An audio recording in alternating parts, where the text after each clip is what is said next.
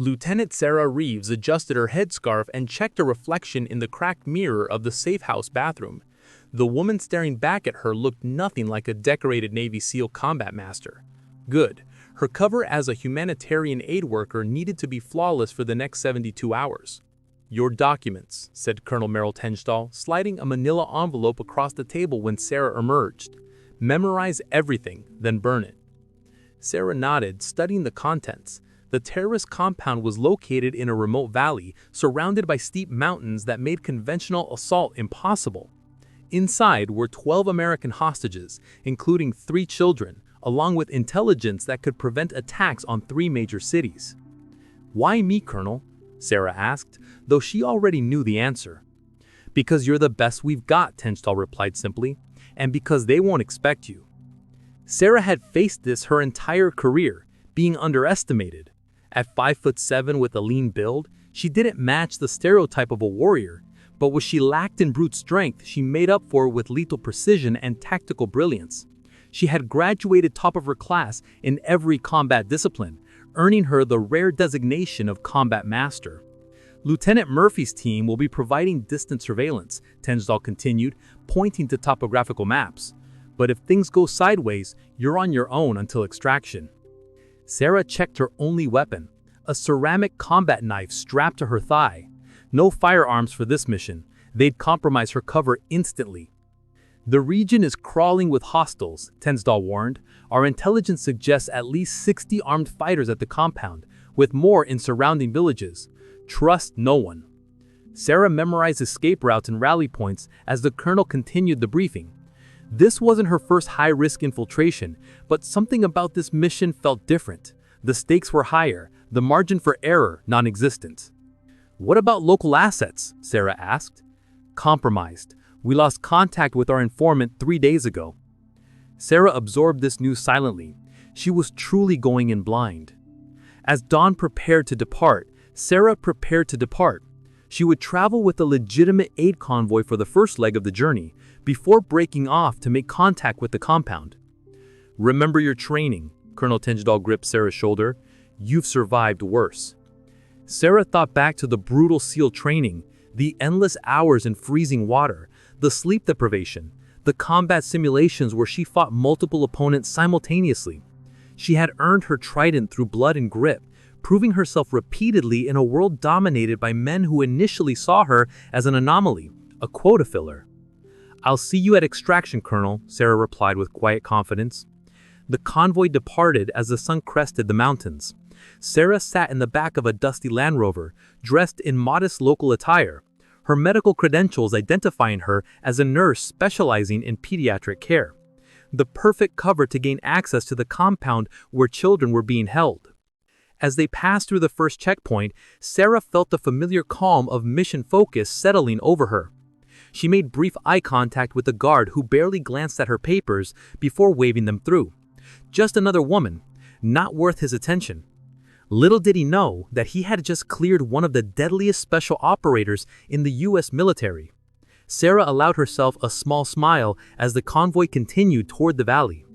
The enemy's greatest mistake would be underestimating her, a mistake they wouldn't live long enough to regret. The aid convoy halted abruptly, throwing Sarah against the seat in front of her. Through the dusty windshield, she spotted the roadblock. Not the standard checkpoint, but a hastily assembled barricade manned by fighters whose mismatched uniforms suggested they weren't regular military. "Ambush," she whispered, immediately assessing escape routes. The convoy leader, a veteran aid worker named Hassan, raised his hands as armed men approached. Sarah's earpiece crackled.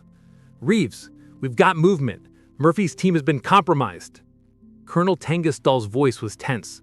"Abort mission. Find extraction point Charlie." Before Sarah could respond, gunfire erupted. The driver slumped forward, blood spattering the dashboard. Hassan screamed as bullets tore through the vehicle. Sarah dropped to the floor, crawling toward the rear door as chaos erupted around her. She slipped away during the confusion, making it to a shallow ravine before the fighters noticed her absence. 3 of them broke off in pursuit. Sarah ran, keeping low, her mind calculating distances and angles. The extraction point was 18 miles northeast, impossible to reach before nightfall with hostiles on her tail. The first bullet kicked up dirt near her foot. The second grazed her arm. Sarah dove behind an outcropping of rocks, pressing her hand against the wound. Not serious, but it would slow her down. "There she is," a voice called in the local dialect. "Just a woman, this won't take long." Sarah controlled her breathing, counting footsteps. 3 men, approaching from different angles. They were trying to flank her. Amateur move against a conventional opponent, but they didn't know what they were dealing with. The first fighter rounded the rocks, rifle sweeping the area. Sarah exploded into motion, striking his throat before he could shout. As he dropped, she claimed his weapon and spun to face the others. "American bitch!" The second man charged, abandoning caution. Sarah sidestepped, using his momentum to send him crashing into the rocks. The third fighter opened fire, forcing her to dive for cover. Bullets chipped away at her position as she calculated her next move. Her earpiece crackled again. "Lieutenant, Murphy's team is pinned down 2 clicks west of your position. They won't survive without assistance." Sarah's mission parameters had just changed. The hostages would have to wait. She couldn't leave fellow operators behind. "Copy that," she whispered, moving to assist. The firing stopped. The fighter was reloading. Sarah burst from cover, closing the distance before he could chamber another round. Her combat knife found its mark with surgical precision. She retrieved his ammunition and radio before heading west at a steady jog. The sun was setting when she spotted the firefight.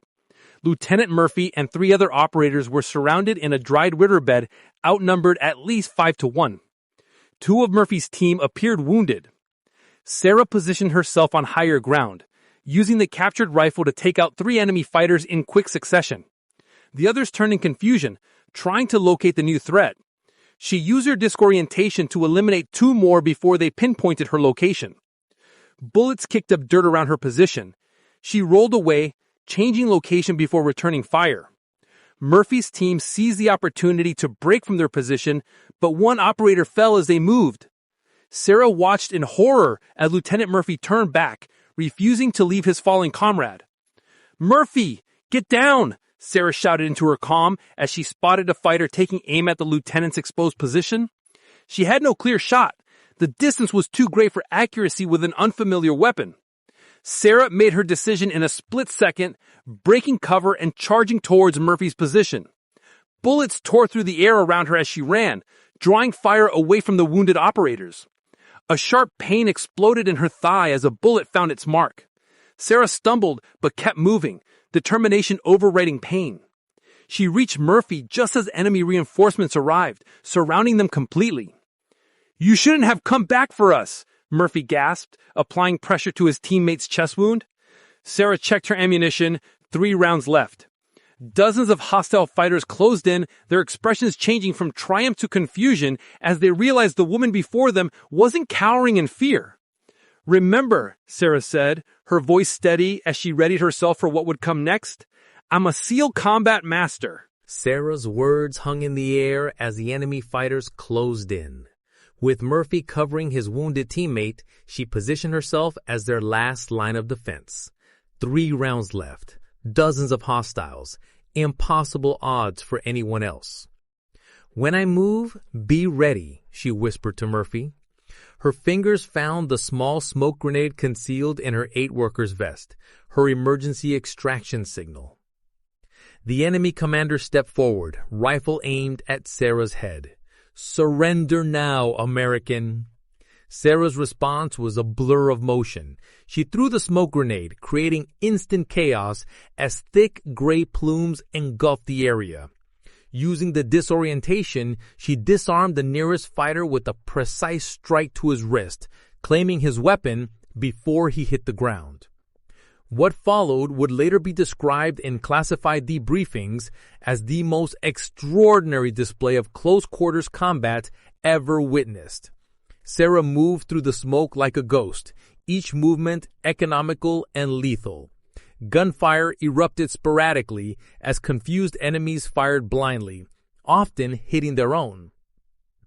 Murphy, a combat veteran himself, could only watch in awe as Sarah systematically neutralized fighter after fighter.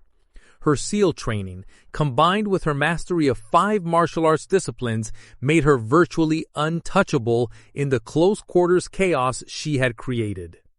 When the smoke cleared, 13 hostiles lay incapacitated. The rest had fled, spreading word of the demon woman who fought like 10 men. "Status?" Sarah asked, kneeling beside the wounded operator. "He'll make it," Murphy replied, his voice thick with emotion. "You saved us all." Sarah's earpiece crackled. "Reeves, extraction team inbound. Colonel Wolfenberger is leading personally." Within minutes, the distinctive sound of helicopters filled the air. Colonel Janet Wolfenberger, who had fought her own battles to reach her position of command, jumped from the lead helicopter before it fully touched down. "Get the wounded aboard," she ordered, surveying the battlefield with experienced eyes. "Reeves, what about the hostages?" "Mission parameters changed, Colonel. But I gathered intel on the compound layout. We can still complete the primary objective." Wolfenberger nodded. "We'll hit them at dawn. They won't expect us to return so quickly." As medics treated her leg wound aboard the helicopter, Sarah briefed the colonel on everything she had observed. The information proved invaluable. The dawn raid freed all 12 hostages without a single casualty and recovered intelligence that would save countless lives. 3 weeks later, Sarah stood at attention in a private ceremony at the Pentagon.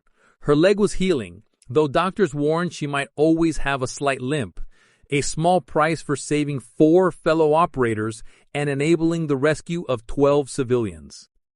General Deborah Sampson, one of the highest-ranking women in military history, pinned the Navy Cross to Sarah's uniform. "Lieutenant Reeves," the general said, her voice carrying across the room, "your actions reflect the highest traditions of naval service. You've shown that courage knows no gender, and that sometimes our greatest strength lies in being underestimated." Sarah thought of her journey, the doubters, the extra hurdles, the constant need to prove herself. She thought of the young women who would follow, for whom the path might be slightly easier because she had helped clear it. After the ceremony, Colonel Tengisdal approached her. "The hostages asked to meet you, especially the children." Sarah nodded, emotion tightening her throat. "What did you tell them?" Tengisdal asked. "When they asked who saved them?"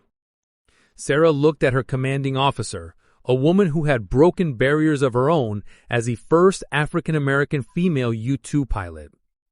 "I told them we did," Sarah replied. "All of us who refused to accept limitations placed on us by others." As she walked from the ceremony, Sarah passed a group of female cadets who strayed into attention at her approach. Their eyes held something beyond respect, recognition of a shared struggle, and the possibility of triumph. Sarah nodded to them, her slight limp a badge of honor rather than weakness.